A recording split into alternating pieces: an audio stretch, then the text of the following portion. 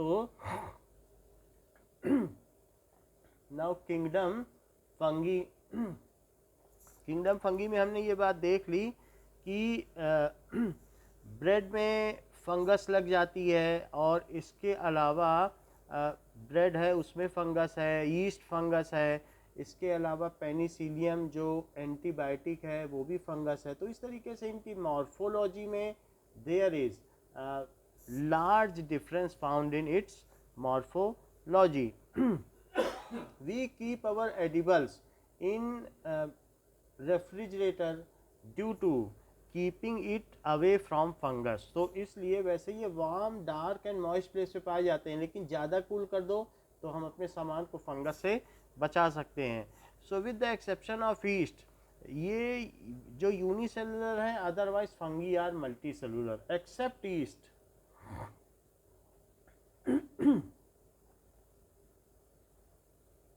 other fungi are multicellular।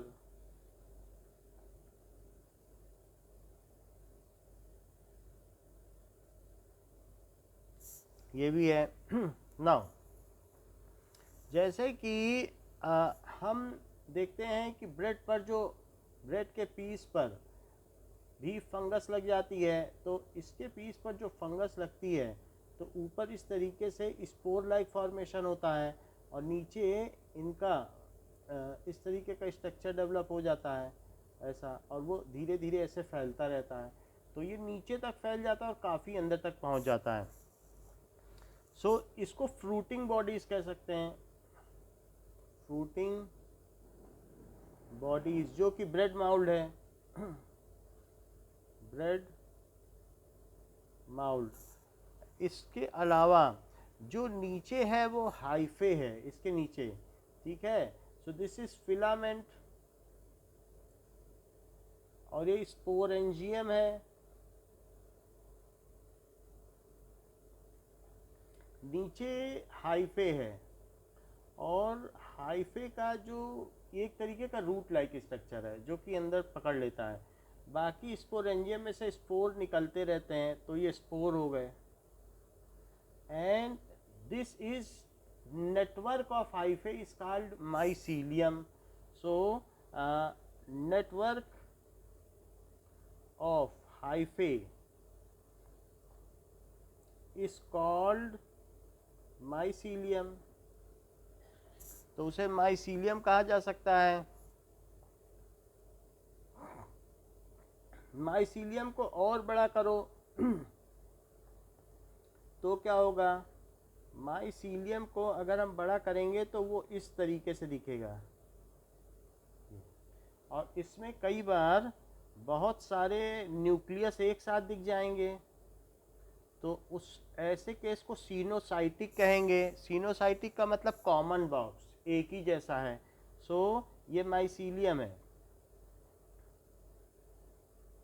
और अगर ये न्यूक्लियस है, और अगर इसमें अलग अलग से कुछ सेपरेशन नहीं हुआ सेल वॉल का, क्योंकि इसमें भी सेल वॉल होती है जो कि काइटिन की होती है, लेकिन अगर इसमें ऐसा सेल वॉल का सेपरेशन नहीं हुआ तो इसको कहेंगे coenocytic mycelium. That is coenocytic mycelium, that is common box. Common box type भी बोल सकते हो, सीनोसाइटिक का मतलब है कॉमन बॉक्स टाइप माइसीलियम। या फिर इसे कह सकते हो कि एसेप्टेट, सेपरेट नहीं हुआ, सो एसेप्टेट माइसीलियम। तो एसेप्टेट भी पाया जाता है, लेकिन अगर मान लो इसी में सेपरेशन हो जाए, ऐसे ऐसे सेपरेट हो जाए, तो फिर कहेंगे सेप्टेट माइसीलियम। तो इसे क्या कहेंगे, दोनों तरीके का पाया जाता है, सेप्टेट माइसीलियम। तो दोनों तरह का पाया जाता है, बुक में लिखा हुआ है।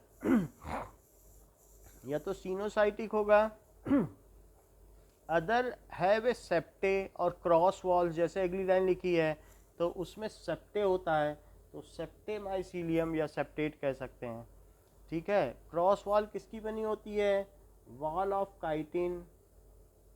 काइटिन क्या होता है, कॉम्प्लेक्स शुगर होती है। कॉम्प्लेक्स शुगर काइटिन का फार्मूला क्या होता है, now formula of chitin. The formula for Titan Yellow is Now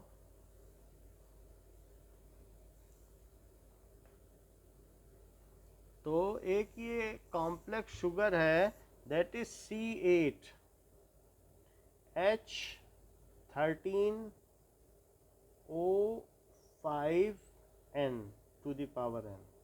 तो कॉम्प्लेक्स शुगर है लेकिन इसमें n भी रहेगा, तो काइटिन है। ये बिल्कुल जो इंसेक्ट की आउटर स्किन है वही है काइटिन। जैसे कोई भी आप ये देख लो, ग्रास होपर है या आप तिलचट्टा, दैट इज कॉकरोच, तो उसकी आउटर स्किन, जितने भी इंसेक्ट हैं, जितने भी आर्थ्रोपोडा हैं, सबकी आउटर स्किन काइटिन की होती है। तो काइटिन की इसकी भी सेल वॉल होती है। अब देखो these cell walls are composed of chitin and polysaccharides. Polysaccharide से तो आप परिचित हैं ही।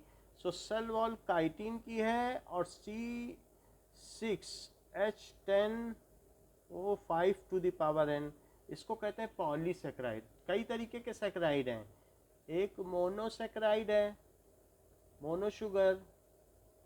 मोनोसेक्राइड कौन सा है? C6H12O6, जिसमें ग्लूकोज, फ्रक्टोज ये सब आते हैं,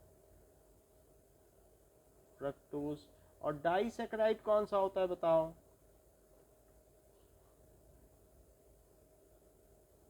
दैट इज C12H22O11। खाने की चीनी, जो घर में केन शुगर खाई जाती है तो उसको सुक्रोज कहते हैं, या इसे केन शुगर भी कहते हैं।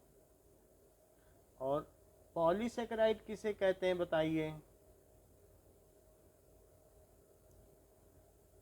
सेक्राइड, पॉलीसेक्राइड में बहुत सारे, n की वैल्यू 1000 होती है। तो पॉलीसेक्राइड कौन हो सकते हैं? Polysaccharide will be C6H10O5। हर एक ग्लूकोज में से एक वाटर मॉलिक्यूल निकल जाए और n की value 1000, that is cellulose, starch. तो सेलुलोज तो आप जानते हैं, पेपर ये सब सेलुलोज के बने हैं, रुई सेलुलोज होती है, सब ग्रास में सेलुलोज है, खीरा 98% सेलुलोज है, स्टार्च है, आलू में, राइस में, व्हीट में पाया जाता है, उसका भी यही फार्मूला है, वो भी पॉलीसेक्राइड है।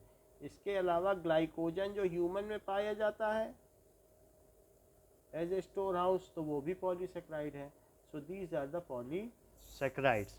तो इससे हमें क्या पता चला बताओ? ये जो सेप्टे बना हुआ है वो किसका बना हुआ है इन केस ऑफ फंगी?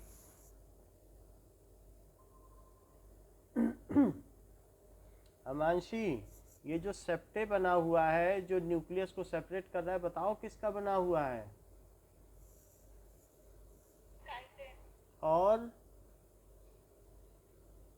और किसका? पॉलीसेक्राइड भी तो बताया।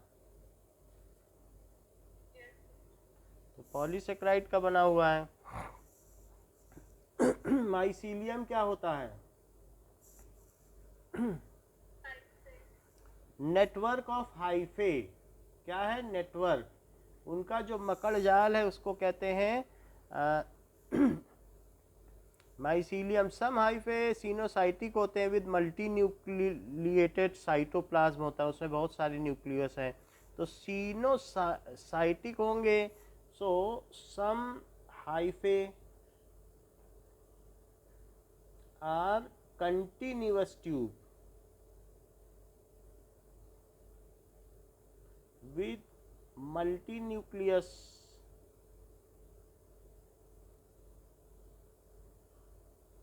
ठीक है, called सिनोसाइटिक। ऐसा ऐसा होगा। और एसेप्टेट, सेपरेट नहीं है, सेप्टेट हाइफे, ऐसा हो सकता है। अब देखिए, most fungi are heterotrophic and absorb soluble organic material from dead substrate and hence are called saprophytes. Most fungi are saprophyte. They absorb organic material in soluble form. ऐसा नहीं है कि वो फैगोसाइटोसिस कर रहे हैं, खा नहीं सकते हैं, लेकिन पानी में डिज़ोल्व करके दे दो तो वो अपने अंदर ले लेंगे।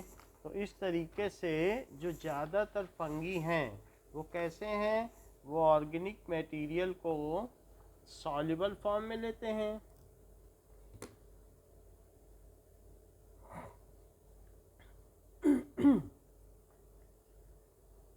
Insoluble form.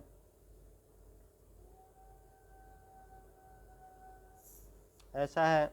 सेप्रोफाइट्स तो होते ही हैं, तो दीज आर सेप्रोफाइट। अब देखो, they depend on living plants and animals. तो कुछ ऐसे फंगी भी हैं अगर लिविंग पे रह रहे हैं तो इफ दे डिपेंड ऑन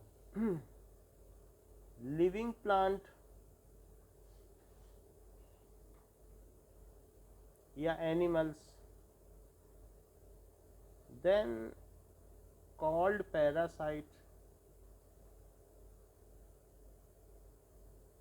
तब पैरासाइट है। मेनली क्या है, ये मल्टी सेलुलर है और खाना नहीं बना सकते, इसी बेसिस पे इनका डिवीजन किया गया है। Some are in symbiont relationship, some live symbiotically, यानी सहचारिता के संबंध पे काम करते हैं। सिम्बियोटिकली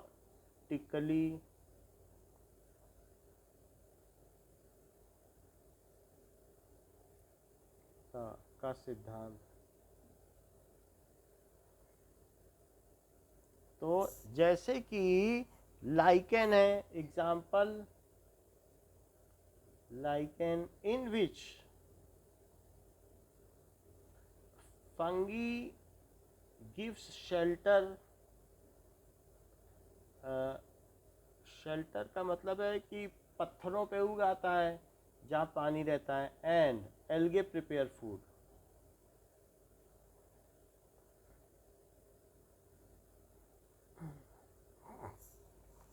ऐसा हो जाता है। And also other example that is mycorrhiza, वो क्या करते हैं, are found in root nodules of leguminous plant.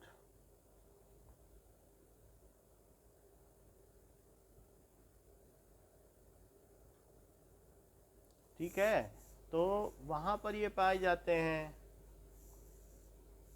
Root nodules of leguminous plants. According to Wikipedia, अब देखो root nodules are found on the roots of plants, primarily legumes. कि ये है कि रूट नोड्यूल्स हैं तो उसमें दालों में पाए जाते हैं। जो पल्सेस हैं, लेग्यूमिनस का मतलब दालें होती हैं, तो उनके नोड्यूल्स में पाए जाते हैं माइकोरहाइजा। तो इनका काम क्या है, they trap nitrogen for plant, so they trap या fix nitrogen for plant, in turn plant prepare, ये ऑफर कार्बोहाइड्रेट्स टू फंगी।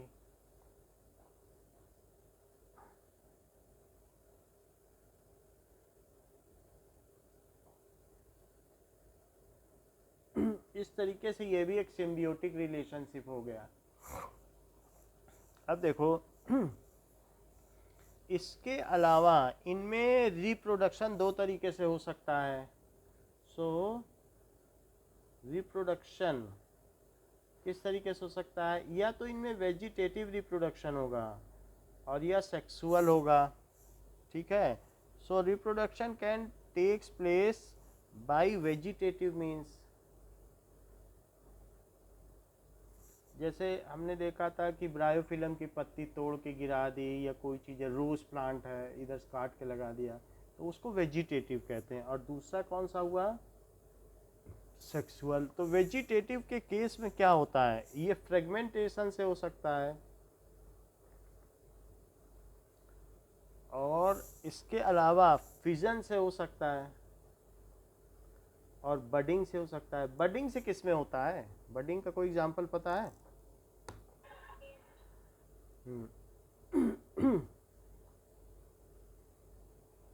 और ऐसा भी हो सकता है कई बार कि फिजन हो जाए, तो फिजन से भी हो सकता है। फिजन तो कोई हो कि जैसे बहुत यूनिसेलुलर हो यीस्ट की तरह, तो ही फिजन हो तो फिजन से हो। और एक फ्रेगमेंटेशन बहुत बड़ा लार्ज साइज हो जाए तो टूट के दो पार्ट में बन जाए, उसको हम आगे देखेंगे अभी। नाउ ऐसे रिप्रोडक्शन कैसे होते हैं? By spores. इनमें जो रिप्रोडक्शन होगा वो स्पोर्स से होंगे, इस तरीके से स्पोर्स है। इस स्पोर्स को क्या कहते हैं? ये इसमें स्पोरेंजियम में स्पोर होगा। स्पोर को क्या कहते हैं? कोनिडिया। कोनिडिया को क्या कहते हैं? कोनिडिया को कहते हैं डस्ट, स्पोर डस्ट। तो यह तो इनमें बाई कोनिडिया हो सकता है, या इसी का दूसरा नाम है स्पोरेंजियो स्पोर्स, क्योंकि स्पोर स्पोरेंजियम में रहेगा। ये स्पोरेंजियम है। एंजियम का मतलब है कि उसके कोश जिसमें रहता है, बॉडी जिसमें स्पोर है, उसको एंजियम कहते हैं। ईयम, एंड्रोइशियम, गाइनोइशियम, स्पोरेंजियम ऐसे कहा जाता है। और या इसे क्या कह सकते हैं? इसका नाम है स्पोर, इसका नाम है कोनिडिया, इसका नाम है जूस्पोर। इसका मतलब क्या है? इसका मतलब है ये मोटाइल है। So these are motile. जो भी स्पोर हैं या जूस्पोर हैं, दीज आर मोटाइल। हैप्लॉइड हैं। अच्छा, हैप्लॉइड है और साथ में कैसा है कि नॉट कवर्ड स्पोर्स। इन पर कोई सिस्ट होता है तो सिस्ट हट गया, जब फटता है सिस्ट तब सब ये बिखर जाते हैं कि नहीं? That is naked. तो अब देखो, ये तो बात हुई वेजिटेटिव प्रोपगेशन की। लेकिन फिर ये स्पोर्स करेंगे क्या? नाउ दीज स्पोर्स, या तो ये स्पोर्स आपस में, ये स्पोर्स हैं, इनमें प्लाज्मोगेमी होगी। सो फ्यूजन ऑफ, तो ये दोनों पास आ जाएंगे और इनका प्रोटोप्लाज्म शेयर हो जाएगा। अब प्रोटोप्लाज्म शेयर हो गया तो उसे क्या कहेंगे? प्लाज्मोगेमी। जब शेयरिंग ऑफ प्रोटोप्लाज्म को क्या कहते हैं? प्लाज्मोगेमी। अच्छा, ये इसका कैसा स्टेज है? क्या ये डाइकैरियन फेज है? क्या यहाँ दो न्यूक्लियस हैं? बताइए। लेकिन अभी आगे क्या होना है? क्या दोनों न्यूक्लियस एक दूसरे में फ्यूज हो जाएंगे? अब इसको क्या कहेंगे? अच्छा बता रही हो, कैरियोगेमी। तो इस तरीके से ये स्पोर्स में होता है। अब जरा पढ़ो इसको आगे, 3 पॉइंट पढ़े हैं। फ्यूजन ऑफ प्रोटोप्लाज्म होता है, तो इस तरीके से बिटवीन टू मोटाइल और नॉन मोटाइल गेमेट्स। तो हमारा वाला मोटाइल है, कुछ भी हो सिंगल से तो काम बनेगा नहीं। स्पोर अगर है वहाँ पर भी प्लाज्मोगेमी तो होनी ही है। तो कह रहा है चाहे जो भी हो, मोटाइल भी होगा या नॉन मोटाइल भी गेमिट्स होगा, उनका पहले प्रोटोप्लाज्म फ्यूज होगा तो उसको प्लाज्मोगेमी कहेंगे, फिर न्यूक्लियस फ्यूज हो जाएगा तो कैरियोगेमी कहेंगे, और फिर उसके बाद meiosis in zygote resulting in haploid spores. इससे फिर से क्या होगा? इससे मियोसिस होगा, और मियोसिस होने के बाद दैट विल बी मियोसिस का मतलब 4 बनेंगे, क्योंकि अब इसके बाद ये डीएनए रेप्लिकेशन भी तो होगा। बोलो। प्लस माइटोसिस 1 और प्लस माइटोसिस 2, ये सब हमने आपको बता दिया है ना। तो इस तरीके से 4 सिंगल सिंगल बन जाएंगे। अब ये सब फिर से स्पोर बन गए, तो ये मियोसिस हो गया। कहने का मतलब है कि अब हम जो फंगस को आगे सब डिवाइड करेंगे इनके रिप्रोडक्टिव नेचर के बेसिस पे करेंगे कि ये कैसे रिप्रोड्यूस करते हैं। तो एक तो पहले हमने बताया कि जू स्पोर से करेंगे और दूसरे ऊ स्पोर से करेंगे। ऊ स्पोर का मतलब एक बहुत बड़ा और दूसरा बहुत छोटा। अगर उनके बीच में प्लाज्मोगेमी होगी तब ऊ स्पोर कहा जाएगा। जैसे स्पर्म और ओवम होते हैं, स्पर्म कितना छोटा होता है और ओवम बड़ा होता है, तो अगर बहुत ज़्यादा डिफरेंस है तो ऐसे केस में क्या कहते हैं, दैट इज ऊ स्पोर हो जाता है। ठीक है। और अब जरा देखें नाउ सेक्सुअल रिप्रोडक्शन कैसे हो रहा है। सेक्सुअल रिप्रोडक्शन इज बाय ऊ स्पोर। ऊ spore, one is very large and other is very small, जो इस पे बैठा है, लेकिन इनमें फ्यूजन हो जाए तब कहते हैं ऊ स्पोर। ऊ स्पोर क्या होता है, नॉन मोटाइल। ऊ स्पोर कैसा होता है, कभी ओवम चल फिर सकता है। कौन चल के जाता है, स्पर्म चल के जाता है कि नहीं चल के जाता है, या पॉलन चल के जाता है कि नहीं चल के जाता है। तो ये कैसा होता है, नॉन मोटाइल। आगे देखो एस्कोस्पोर्स। एस्कोस्पोर्स, तो कुछ में ऐसे एस्कस पाए जाते हैं, कुछ ऐसे भी हम फंगस दिखाएंगे जिसमें एस्कस होंगे, यानी यहाँ पर बहुत सारे ऐसे थैली होंगी फंगस में, फिलामेंट में। और ये फंगस है। एस्कस का मतलब एक तरीके का कप, एस्कस को कप कहते हैं। और फिर नीचे माइसीलियम होंगे। अच्छा, इसमें ये एस्कस हैं, तो इट इज कप। तो कप में यहाँ से अगर ये निकल आए, अभी हम एस्कोमाइसिटिस पढ़ेंगे तो सब बताएंगे आपको कि एस्कोस्पोर्स क्या होता है, लेकिन एस्कस का मतलब आप समझ लें। एस्कस का मतलब होता है it is a kind of sac. So ascospores हम आपको दिखा दें जिससे कि आगे हम जब डिवीजन करेंगे तो पता चल जाएगा आपको। Now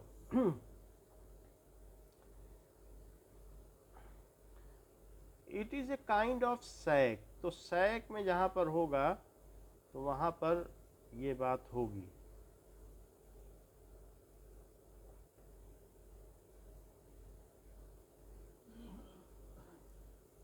okay, just wait. ये इस तरीके का स्ट्रक्चर हो, मतलब एक तरीके का थैली होता है ये। तो जैसे कप शेप हो फंगस, ऐसा तो पहले आपने देखा छाता शेप का, अम्ब्रेला शेप फंगस देखा है जिसमें छतरी होती है ऊपर, लेकिन ऐसा भी होता है ऊपर की ओर कप हो, ऊपर खुला हो, तो उसको कहते हैं एस्कस। तो ऊपर की ओर अगर कप होगा तो इसमें ये सब जो है ये इसके स्पोर्स हैं, तो इसको कहते हैं ascospores. That is called ascospores.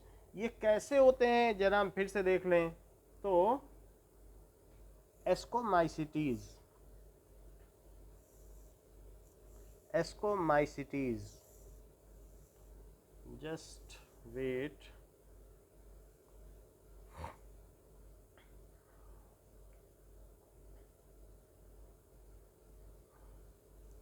इसमें आपको ज़्यादा समझ में आएगा कि ये देखो कि ये कप शेप होता है। अगर देखोगे तो इस तरीके के ऐसी भी फंगस होती है कि एस्कस। तो और भी ज़रा देख लो तो ये एस्कस हैं, इस तरीके की फंगस जो कप शेप में हो। तो कप शेप में होगा। और फिर बाकी तो हमने आपको बता ही दिया, ऐसी बहुत सारी फंगस आपको दिखेंगी कप शेप में। तो ये एस्कोमाइसिटीज़ हैं। और बाकी अब इनमें किस तरीके से जो एस्कोस्पोर्स होंगे वो होंगे, तो हमने अभी आपको दिखाया कि नहीं यहाँ पे बना के। ये देखो ऐसा होगा, बोलो। तो इनमें हाँ, तो वो चीज़ अभी हम आगे पढ़ लेंगे कि किस तरीके से एस्कस है और फिर इनमें किस तरीके से रिप्रोडक्शन होगा, लेकिन ये ऐसा होगा। तो जो एस्कोस्पोर्स होते हैं वो डाइप्लॉइडिक होते हैं। ये 2n क्रोमोसोम है, डाइप्लॉइड। और ये जो सैक है, इसको क्या कहते हैं? एस्कस। एस्कस का मतलब क्या होता है? सैक। सैक का मतलब क्या होता है? थैली। तो ये एस्कस है। लेकिन फिर भी इसके माइसीलियम में हैप्लॉइडिक भी होते हैं, ये दोनों तरीके से है। ये जो माइसीलियम है ये कैसा होगा? हैप्लॉइड। तो नीचे नीचे इनमें कैरियोगेमी होगी और ऊपर ऊपर डाइप्लॉइडिक हैं, जो कि सोमेटिक सेल्स होंगे, वेजिटेटिवली बढ़ते चले जाएंगे अलग अलग तरीके से। तो अब हमने देखा चूंकि हम इसमें कहीं ना कहीं सेक्सुअल फेज होगा, इस वजह से कहीं ना कहीं तो इनमें आपस में कैरियोगेमी होनी भी चाहिए। तो एस्को स्पोर्स ये नीचे, ये जो है उसमें नीचे की तरफ इस तरीके से सेक्सुअल रिप्रोडक्शन होता है, ऊपर तो 2n का फेज होता है। अब जरा तीसरी चीज देखो, बेसिडोस्पोर्स। तो कभी कभी क्या होता है कि इस तरीके के फंगस भी देखने में आते हैं कि ये है, तो ये जमीन में इस तरीके के फंगस उगे हुए दिखाई पड़ते हैं कि नहीं? और इसमें बहुत सारे इस तरीके से लैमिना होते हैं ऐसे, इसको बेसिडस कहते हैं। ये जो लैमिना, इसे क्या कहते हैं? बेसिडस। सो बेसिडो स्पोर्स भी पाए जाते हैं, दैट इज लैमिना, ठीक है, या हाइमीनियम भी कहते हैं। तो ये हाइमेन है, हाइमीनियम, बहुत सारे हैं तो हाइमीनियम बोला जाएगा। और इनके अंदर क्या होगा बताओ? अगर एक एक लेमिना निकाल दो तो क्या इनके अंदर फ्रूटिंग बॉडीज होंगी? क्या इनके अंदर कुछ इस तरीके से रिप्रोडक्टिव बॉडीज होंगी? तो हाँ, उसी में बेसिडोस्पोर होंगे, इसी में से स्पोर्स निकलेंगे। अब क्या होगा ये तो हम आगे चल करके जब बेसिडोमाइसिटीज पढ़ेंगे तब पता चलेगा, ठीक है कि नहीं? तो हमने क्या बताया आपको, बताओ कि रिप्रोडक्शन दो तरीके से है। एक कैसा है? एक बडिंग से है, बडिंग में जूस्पोर, और जबकि सेक्सुअल में ऊस्पोर। ऊस्पोर भी हो सकता है, एस्को स्पोर भी हो सकता है, या फिर बेसिडो स्पोर्स। तीनों चीज समझ में आ गई? बोलो, कुछ पूछना है तो पूछ लिया करो, पूछो कुछ, समझ में आ गया? Okay.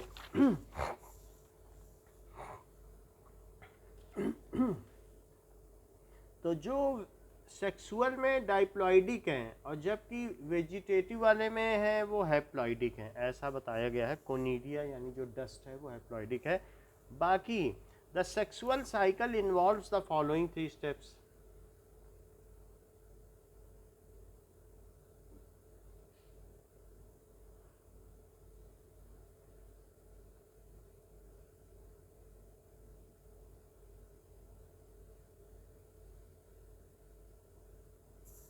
That is fusion of protoplasm between two motile or non-motile gametes. So fusion of protoplasm between two motile or non-motile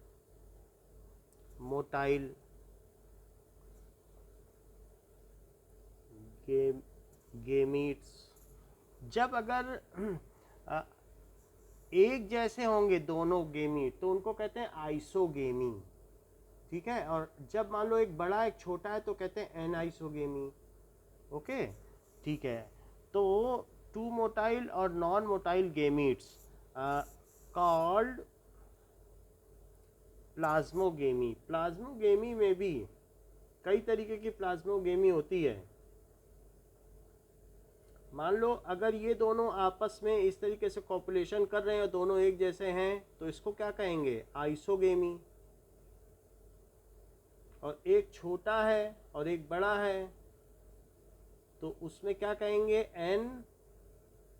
isogamy.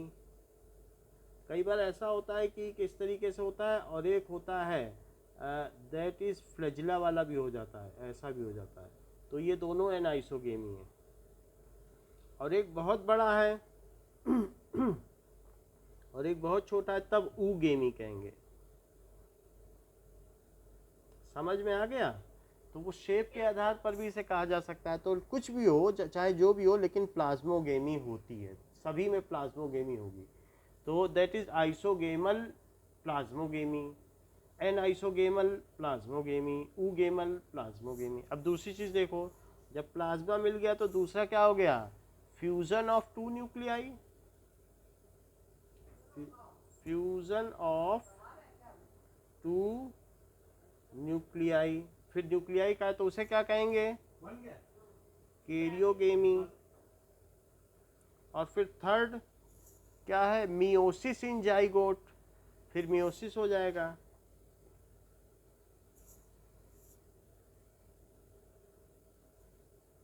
ठीक है, रिजल्टिंग इन हैप्लॉइड स्पोर्स, जैसा बताया गया है, रिजल्टिंग इन हैप्लॉइड स्पोर्स।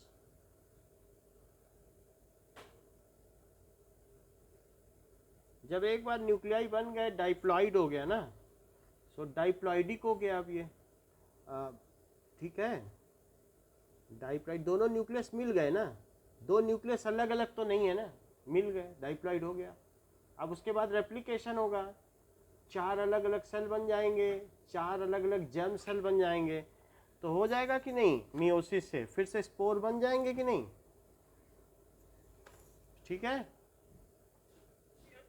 इतनी बात समझ में आ गई। आज इतना ही रखते हैं, बाकी कल देखेंगे। Okay, thank you.